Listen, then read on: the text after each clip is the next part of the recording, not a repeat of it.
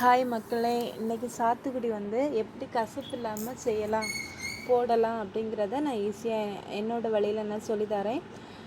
First அதை cut பண்ணவே எனக்கு தெரியாது. நான் என்ன முன்னாடியெல்லாம் சாத்துக்குடி என்னென்னா எனக்கு ரொம்ப பிடிக்கும். நான் கடையில் போனால் மட்டும்தான் குடிக்கிறது. வீட்டில் வாங்கிட்டு வந்து அதை ஃப்ரிட்ஜில் ஸ்டோர் பண்ணி வச்சுக்கிட்டு திரும்ப அது எப்போ நாசாகி அழுகுதோ அதை பார்த்து ஃப்ரிட்ஜிலேருந்து எடுத்து தூர போடுறது தான் என்னுடைய வேலையாக இருந்தது.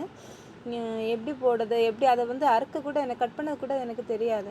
அது பிறகு யூடியூப்பில் சர்ச் பண்ணி பார்த்து அதுக்கு பிறகு ஒரு அம்மா சூப்பராக எனக்கு சொல்லி தந்தாங்க. அதுபடி ஃபாலோ பண்ணேன். இப்போ எனக்கு சாத்துக்குடி எங்கே பார்த்தாலும் நான் வாங்க ஆரம்பிச்சிடுவேன்.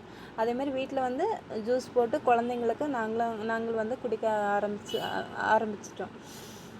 அது எப்படின்னா தலையும் வாழையும் ஃபஸ்ட்டு மேல் பக்கமும் கீழ் பக்கமும் கட் பண்ணி எடுத்துருங்க. அது பிறகு கோடு போட்டு அந்த தோலை உரிச்சிட்டிங்கன்னா அந்த தோல் சூப்பராக அழகாக வந்துடும். அதுக்கு பிறகு சின்ன சின்ன பீஸுக்குலாம் பெரிய பீஸ் ஒரு நாலு பீஸாக கட் பண்ணால் போதும்.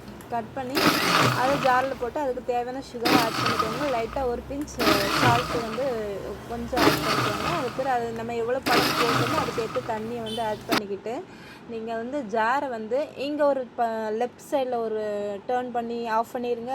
ரைட் சைடில் ஒரு டேர்ன் பண்ணி ஆஃப் பண்ணிடுங்க.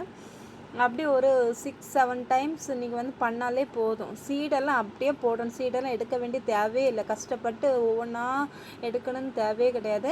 நீங்கள் கட் பண்ணி அப்படியே ஜாரில் போட்டு ரைட் சைடில் ஒரு டேர்ன் பண்ணி ஆஃப் பண்ணுங்கள். லெஃப்ட் சைடில் ஒரு டேர்ன் பண்ணி ஆஃப் பண்ணுங்கள். நீங்கள் அரைக்க மட்டும் செஞ்சிடாங்க. அரைச்சோன்னா நம்மளுக்கு அந்த சீடு ரொம்ப அரைப்பட்டு கசப்பு ஏற்பட்டுரும். அது பிறகு சுவையான ஜூஸ் ரெடி. 1/2 அன் ஹவர் வச்சு நீங்கள் குடிச்சு பாருங்கள். கசப்பே இருக்காது, அழகாக இருக்கும். தேங்க்யூ.